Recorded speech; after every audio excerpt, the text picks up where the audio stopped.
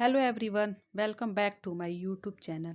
आज हम टीजीटी 2011 का क्वेश्चन पेपर सॉल्व करेंगे। पहला प्रश्न है, हमारे शरीर में कुल कितना जल तरल पदार्थ के रूप में कोशिकाओं में उपस्थित रहता है? 25% या 50% या 70% या 80%? हमारे शरीर में कुल 60 से 70% जल तरल पदार्थ के रूप में हमारी कोशिकाओं में उपस्थित रहता है। यह एवरेज है 60 से 70। तो यहाँ जो सबसे सटीक आंसर होगा वह होगा 70%। 50% कम हो जाएगा और 80% ज़्यादा हो जाएगा, इसलिए इसका राइट आंसर लगाएंगे 70%। नेक्स्ट है, विटामिन बी 3 को कहते हैं राइबोफ्लेविन, पेंटोथेनिक अम्ल या पायरिडॉक्सिन या नियासिन। तो विटामिन बी 3 को बोलते हैं नियासिन। यह पैलेग्रा निरोधक विटामिन होता है। और राइबोफ्लेविन बोलते हैं बी 2 को, और पेंटोथेनिक अम्ल बी 5 को, और पायरिडॉक्सिन विटामिन बी 6 को बोलते हैं। नेक्स्ट है, मरासमस रोग निम्न की कमी से होता है। जो मरासमस रोग होता है किसकी कमी से होता है? प्रोटीन तथा कैलोरी की कमी से, या प्रोटीन की कमी से, या कैलोरी की कमी से, या उपरोक्त में से सभी की कमी से होता है। जो मरासमस होता है वह प्रोटीन और कैलोरी दोनों की कमी जब होती है हमारे शरीर में, तो मरासमस रोग हो जाता है। नेक्स्ट है, सोयाबीन निम्न प्रोटीन पाया जाता है। सोयाबीन में कौन सा प्रोटीन पाया जाता है? ग्लूटेन, ल्यूसीन, लैक्टोएल्ब्यूमिन या ग्लाइसिनिन। तो सोयाबीन में ग्लाइसिनिन प्रोटीन पाया जाता है। गेहूं में ग्लूटीन पाया जाता है, ल्यूसीन दालों में पाया जाता है, और लैक्टोएल्ब्यूमिन दूध में पाया जाता है। नेक्स्ट है, निर्णय लेने की प्रक्रिया का सही क्रम बताइए। सर्वप्रथम हम जानेंगे कि निर्णय लेने की प्रक्रिया में 5 चरण होते हैं और इसको क्रम वाइज सजाना है या क्रम में रखना है। तो सर्वप्रथम हम किसी भी समस्या के बारे में जानेंगे, उसकी व्याख्या करेंगे, फिर उस समस्या का वैकल्पिक समाधान ढूंढेंगे, फिर वैकल्पिक समाधानों पर जो विकल्प होंगे उन पर हम विचार करेंगे, फिर विभिन्न विकल्पों में से किसी एक विकल्प का चयन करेंगे, फिर निर्णय लेने के लिए जिम्मेदारी लेंगे। तो इस तरह इसका जो राइट आंसर होगा वह ऑप्शन बी होगा। सर्वप्रथम समस्या की व्याख्या करेंगे, फिर वैकल्पिक समाधान का प्रयास करेंगे, फिर विकल्पों पर विचार करेंगे, फिर विकल्प चुनेंगे, और निर्णय लेने के लिए फिर जिम्मेदारी लेंगे। नेक्स्ट है, शिक्षा के विस्तार के 6 मूल क्रम क्या है होता है या क्या है? शिक्षा के विस्तार मतलब, विस्तार मतलब होता है व्याख्या, या होम साइंस में विस्तार को एक्सटेंशन मानते हैं। इच्छा, रुचि, कार्यवाही, विश्वास, ध्यान देना या संतुष्टि। तो शिक्षा के विस्तार के 6 मूल क्रम जो हैं वह एक फार्मूला है, उसके हिसाब से हम याद करते हैं, जिसको एट कास्ट बोलते हैं। ए का मतलब होता है अटेंशन, आई का मतलब होता है इंटरेस्ट, डी का मतलब डिजायर, कन्विक्शन, सेटिस्फैक्शन, इवोल्यूशन, ये सब होता है। तो इसका राइट आंसर जो होगा वह होगा सर्वप्रथम ध्यान देना, फिर अटेंशन का मतलब ध्यान देना, फिर रुचि होगा, इंटरेस्ट होगा, फिर इच्छा होगा, डिजायर होगी, फिर विश्वास होगा, फिर कार्रवाई होगी, फिर संतुष्टि होगा। नेक्स्ट है, निम्न खाद्य वर्ग में मुख्य खाद्य वर्ग कौन सा है? फल एवं सब्जियां हैं, गेहूं व मोटे अनाज हैं, या घी व तेल हैं, या अंडे व मांस हैं। तो मुख्य खाद्य वर्ग में मोटे अनाज और गेहूं आते हैं, गेहूं चावल आते हैं। यहाँ ऑप्शन होगा जो सही वह होगा गेहूं तथा मोटे अनाज। इसमें चावल भी आ जाए, चावल और मोटे अनाज, तो भी सही होगा। नेक्स्ट है, प्रसार शिक्षा में मूल्यांकन साधन है परखने का। मूल्यांकन किसको परखने का साधन है? शोध अध्ययन को, विश्वसनीयता को, या संचार प्रणाली को, या कार्यालय अभिलेख को। तो इसका राइट आंसर होगा कार्यालय अभिलेख। इसको जो मूल्यांकन है इसके द्वारा परखा जाता है। नेक्स्ट है, कार्य सरलीकरण का अर्थ है। कार्य सरलीकरण का क्या अर्थ होता है? सबसे अच्छा अर्थ क्या होता है? कार्य करने की आदतों को बदलना, या श्रम बचत साधनों का प्रयोग करना, या कार्य मूलक स्थान का संगठन, या कार्य सक्रियता में निपुणता विकसित करना। तो इस ऑप्शन में जो सबसे राइट आंसर है वह होगा कार्य करने की आदतों में बदलना। यही कार्य सरलीकरण का अर्थ होता है। नेक्स्ट है, समय प्रबंधन का एक यंत्र है, क्या है? कार्य इकाई या कार्य वक्र या समय मानक या समय योजना। तो समय प्रबंधन का जो एक यंत्र होता है वह कार्य वक्र होता है। कार्य वक्र बनाकर हम किसी भी समय को, टाइम मैनेजमेंट को प्रबंध करते हैं। नेक्स्ट है बीए गृह विज्ञान की 100 छात्राओं द्वारा प्राप्त अंकों का किस प्रकार औसत प्रयोग किया जाना चाहिए? बहुलक द्वारा, मध्यिका द्वारा या एमए द्वारा या जीएम द्वारा? तो एमए जीएम कोई कुछ नहीं होता है, बहुलक मध्यिका होता है। इसका राइट आंसर होगा मध्यिका के द्वारा। नेक्स्ट है किसी भी अध्ययन से संबंधित मूलभूत शोध कार्य के समूह को कहते हैं? संदर्भिका या साहित्य पुनरावलोकन या परिशिष्ट या भूमिका? तो इसका राइट आंसर जो होगा वह संदर्भिका होगा। किसी भी अध्ययन से संबंधित मूलभूत शोध कार्य के समूह को संदर्भिका कहते हैं। नेक्स्ट है ऐसी स्थिति जिसमें स्तरबद्ध नमूना चयन के तरीके प्रभावकारी होते हैं वे हैं शिक्षण संस्थाएं हैं या ग्रामीण क्षेत्र हैं या शहरी मलिन बस्ती है या राष्ट्रीय संस्था है। तो इसका राइट आंसर होगा ग्रामीण क्षेत्र। नेक्स्ट है डिम्ब अवस्था है। डिम्ब अवस्था कौन सी है? गर्भाधान से 2 सप्ताह तक या तीसरे सप्ताह से दूसरे माह तक या तीसरे माह के प्रारंभ से जन्म लेने तक या स्त्री का अंडाणु?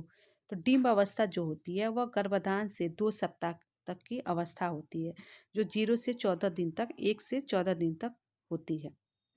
और इसके बाद डिम्ब अवस्था के बाद जो होती है जाइगोट अवस्था, यह होती है तीसरे सप्ताह मतलब दूसरे सप्ताह के बाद से जो तीसरा सप्ताह का उससे लेके 2 महीने तक, और लास्ट में जो होती है वह फीटस अवस्था होती है। यह 3 माह से लेके शिशु के जन्म लेने तक की अवस्था होती है।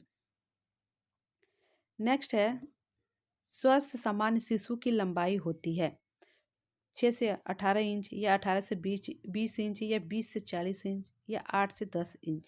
तो एक स्वस्थ सामान्य शिशु की जो लंबाई होती है वो एवरेज में 48 से 50 सेमी के बीच में होती है। ये सेमी में है, और इंच में होती है 18 से 20 इंच। नेक्स्ट है शारीरिक विकास सिर से पैर की ओर होता है। विकास का यह नियम क्या कहलाता है?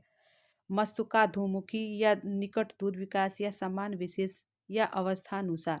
तो सिर से पैर की ओर होगा, इसको सिफेलो कॉडल बोलते हैं, जो मस्तकाधोमुखी विकास कहलाता है। नेक्स्ट है पूर्व किशोरावस्था की उम्र क्या होती है? 12 से 14 वर्ष, 14 से 18 वर्ष या 13 से 17 वर्ष या 18 से 21 वर्ष? तो पूर्व किशोरावस्था की उम्र जो होती है 13 से 17 वर्ष होती है, और उत्तर जो होती है 18 से 21 वर्ष होगी। नेक्स्ट है विकासात्मक कार्य वे कार्य हैं जो किसी प्राणी के जीवन निश्चित आयु पर ही प्रकट होते हैं। इन क्रियाओं की सफलता अनुसार प्राप्ति से प्रसन्नता होती है तथा अगली अवस्था के कार्यों को की सफलता मिलती है। यह परिभाषा किसकी है? बी हॉरलॉक की या हैविंगहर्स्ट की या डीएन श्रीवास्तव की या पियाजे की? तो यह परिभाषा हरलॉक महोदय की है। नेक्स्ट है जब दमित संवेगों की अभिव्यक्ति सृजनात्मक एवं सांस्कृतिक क्रियाओं द्वारा की जाती है तो उसे कहते हैं, जब दमित एवं अभिव्यक्ति सृजनात्मक एवं सांस्कृतिक क्रियाओं द्वारा की जाती है तो उसे क्या कहते हैं? शारीरिक रेचन या मानसिक रेचन या स्वतंत्र अभिव्यक्ति या संवेगात्मक रेचन? तो यहाँ दमित संवेगों की बात होती है, साथ ही साथ सृजनात्मक एवं सांस्कृतिक हो रही है। तो यहाँ जो होगा सबसे राइट आंसर होगा मानसिक रेचन। मानसिक रेचन के द्वारा ही इन सब की अभिव्यक्ति किया जा सकता है। नेक्स्ट है मैग्लोब्लास्टिक अनीमिया निम्न की कमी से होता है। जो मैग्लोब्लास्टिक अनीमिया होता है किसकी कमी से होता है? लोहा की, प्रोटीन की, फोलिक अम्ल की या साइनोकोबालामिन की? तो इसका राइट आंसर होगा फोलिक अम्ल की कमी से मैग्लोब्लास्टिक अनीमिया होता है। नेक्स्ट है उच्च रक्तदाब से पीड़ित रोगी को देना चाहिए, क्या देना चाहिए? अधिक प्रोटीन युक्त आहार या कम रेशा युक्त आहार या कम सोडियम युक्त आहार या कम असंतृप्त वसी आहार? तो उच्च रक्तचाप के रोगी को कम सोडियम युक्त आहार देना चाहिए। नेक्स्ट है घर में प्रबंध क्या कहलाता है? घर में प्रबंध कहलाता है केवल कार्य करना या परिवार के मुखिया की जिम्मेदारी या पारिवारिक साधनों का प्रयोग या पारिवारिक लक्ष्य प्राप्ति के साधनों का प्रयोग? तो घर में जो प्रबंध होता है वह कहलाता है कि पारिवारिक लक्ष्यों की प्राप्ति के लिए हम किन साधनों का प्रयोग कर रहे हैं। नेक्स्ट है, रेयॉन से बने वस्त्रों को धोते समय धीरे धीरे हाथों से दबाने और मलने की क्रिया का प्रयोग करते हैं, क्योंकि इसकी सतह बहुत चिकनी होती है, या यह अधिक स्थायी नहीं है, या पानी में भीगने से इसकी ताकत कम हो जाती है, या इसमें प्राकृतिक चमक होती है। तो इसका राइट आंसर होगा पानी में भीगने से जो सेल्यूलोजिक रेशे होते हैं इनकी ताकत कम हो जाती है। नेक्स्ट है, जब दो या दो से अधिक पूरक रंग किसी पोशाक में लगाए जाते हैं तो प्रत्येक रंग पहले से अधिक क्या लगेगा? चमकदार लगेगा, या फीका लगेगा, या गहरा लगेगा, या हल्का लगेगा? तो इसका राइट आंसर होगा जब दो या दो से अधिक पूरक रंग किसी पोशाक में लगाए जाते हैं तो जो पहला रंग है वह गहरा लगने लगेगा। जो जैसे लाल रंग है, लाल में कोई पीला रंग लगाएंगे तो जो पहला रंग है वह पीले में मिलकर और गहरा हो जाएगा। नेक्स्ट है, आदिवासी क्षेत्रों से संबंधित एक राष्ट्रीय कार्यक्रम है, एडीपी, डीटी, टीडीपी, या ओआरटी, या पीएचसी। तो आदिवासी क्षेत्रों से संबंधित जो कार्यक्रम होता है उसको टीडीपी बोलते हैं। नेक्स्ट है, एंटी वेरी वेरी फैक्टर कहलाता है, विटामिन बी 2 कहलाता है, या विटामिन बी 5, या विटामिन बी 1, या विटामिन बी 6? इसका राइट आंसर होगा विटामिन बी 1 को एंटी वेरी वेरी फैक्टर कहते हैं। नेक्स्ट है, प्रारंभ के 2 दिन माँ के स्तन से निकलने वाला गाढ़ा पीला दूध क्या कहलाता है? प्रोलैक्टिन कहलाता है, या थायरॉक्सिन कहलाता है, या कॉर्टिजोन कहलाता है, या कोलेस्ट्रम कहलाता है? तो इसका राइट आंसर होगा कोलेस्ट्रम, जिसको खीस भी बोलते हैं। नेक्स्ट है, किस अवस्था में विटामिन ए की आवश्यकता न्यूनतम होती है, मतलब कम मात्रा में होती है? पूर्व विद्यालय अवस्था में, या बाल्यावस्था में, या किशोरावस्था में, या वृद्धावस्था में? तो इसका राइट आंसर होगा पूर्व विद्यालय अवस्था में विटामिन ए की आवश्यकता न्यूनतम होती है, बाकी अन्य अवस्थाओं में इसकी मात्रा अधिकतम होती है। नेक्स्ट है, आईसीएमआर के अनुसार विटामिन डी की दैनिक मात्रा एक गर्भवती महिला के लिए कितनी होनी चाहिए? 10 माइक्रोग्राम, या 400 IU, या 5 माइक्रोग्राम, या 200 IU, या 2 माइक्रोग्राम, या 80 IU, या 4 माइक्रोग्राम, या 160 IU? तो इसका राइट आंसर होगा 10 माइक्रोग्राम, और या 10 माइक्रोग्राम को आयु में मापते हैं तो 400 IU होगा। नेक्स्ट है, प्रोटीन के चयापचय का मुख्य पदार्थ क्या होता है? आयोडीन होता है, या यूरिया होता है, या ग्लाइकोजन ग्लाइकोजन होता है, या कार्बोहाइड्रेट होता है? तो प्रोटीन के चयापचय के बाद या प्रोटीन के पाचन के बाद जो सबसे छोटी इकाई में जो जो प्रोटीन का पाचन होता है, तो प्रोटीन के पाचन के साथ ही यूरिया का भी निर्माण होता है। जो जब प्रोटीन पूर्ण रूप से पाचन हो जाता है प्रोटीन का, तो इसके साथ यूरिया निकलता है। नेक्स्ट है, मानव शरीर में कितने खनिज लवणों की आवश्यकता होती है? 18, 22, 20, या 24? तो मानव शरीर में 24 खनिज लवणों की आवश्यकता होती है। 24 खनिज लवण हमारे शरीर के निर्माण के लिए महत्वपूर्ण होते हैं। नेक्स्ट है, निम्न में से किस तंतु में पानी सोखने की क्षमता का अभाव होता है? सिल्क में, ऊन में, सूती में, या नायलॉन में? तो जितने भी रासायनिक रेशे हैं उनमें पानी सोखने की क्षमता का अभाव होता है, नायलॉन होगा इसका राइट आंसर। नेक्स्ट है, अंडे से कीड़ा बनने तक की अवस्थाओं का कौन सा क्रम सही है? अंडा प्यूपा लार्वा कीड़ा, या अंडा लार्वा प्यूपा कीड़ा, या प्यूपा लार्वा अंडा कीड़ा, या कीड़ा अंडा लार्वा प्यूपा? इसका राइट आंसर होगा पहले अंडा होगा, फिर लार्वा होगा, फिर प्यूपा, फिर कीड़ा, अंडा लार्वा प्यूपा कीड़ा। नेक्स्ट है, इनको कृत्रिम रेशम भी कहते हैं, रेयॉन को, नायलॉन को, डेक्रॉन को, या अरलॉन को? तो जो रेयॉन है इसको कृत्रिम रेशम कहा जाता है, इसकी चमक रेशम के समान होती है। नेक्स्ट है, कौन सा जानवर ऊन प्राप्ति का स्रोत नहीं है? भेड़, ऊंट, हिरन, या बकरी? तो हिरन होगा, हिरन से हमें किसी प्रकार का ऊन नहीं प्राप्त होता है। नेक्स्ट है, कपास तंतु अनुप्रस्थ काट में दिखाई देते हैं, कैसा दिखाई देता है कपास का तंतु अनुप्रस्थ काट में? गोलाकार, आयताकार, चौड़ा, या लंबा? इसका राइट आंसर होगा लंबा दिखाई देता है। नेक्स्ट है कपास उत्पादन में सर्वोच्च स्थान प्राप्त करने वाला देश कौन सा है? भारत है, अमेरिका है, यूएसए है या चीन है? तो वर्तमान समय में कपास उत्पादन में सर्वोच्च स्थान जो है वह भारत का है वर्तमान समय में। इसके पहले अमेरिका का था। नेक्स्ट है कौन स्वनिर्मित रेशम नहीं है? मूंगा, लपेटा, कटा हुआ या अरंडी रेशम? तो स्वनिर्मित जो रेशम नहीं है वह लपेटा हुआ नहीं है। बाकी मूंगा रेशम, कटा हुआ रेशम और अरंडी रेशम यह स्वनिर्मित रेशम की श्रेणी में आते हैं। नेक्स्ट है भारत में सर्वोच्च सिल्क उत्पादन का क्षेत्र है कर्नाटक और जम्मू कश्मीर या कोलकाता या हैदराबाद या चेन्नई? तो इसका राइट आंसर है कर्नाटक और जम्मू कश्मीर में। जो भारत में जो ये जगह है कर्नाटक और जम्मू कश्मीर, यहाँ सिल्क का ज़्यादा उत्पादन होता है। नेक्स्ट है मैरिनो ऊन कहाँ सबसे अच्छा पाया जाता है? यूरोप में, जापान में, चाइना में या भारत में?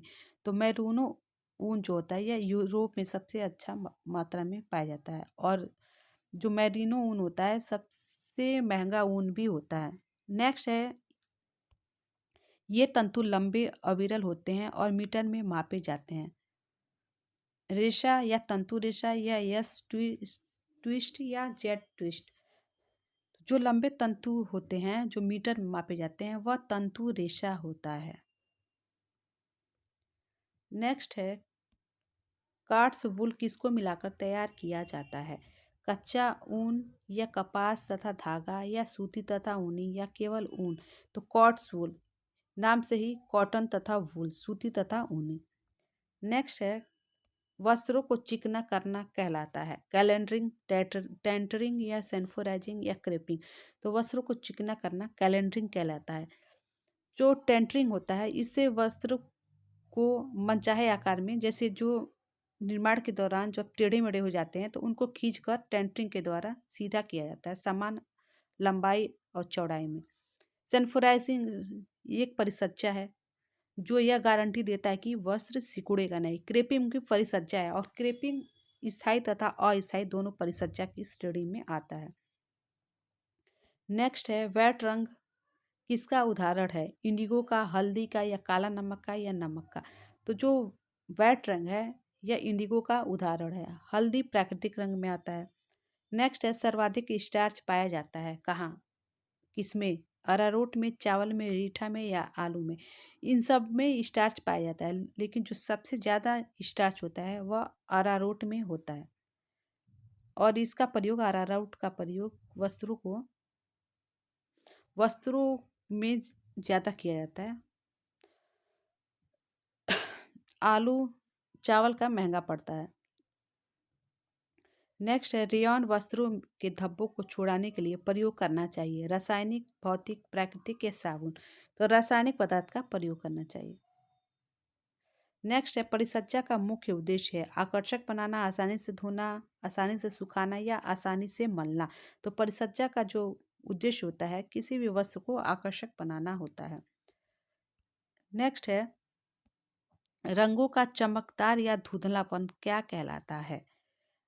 मूल्य, तीव्रता, ह्यू या क्रोम?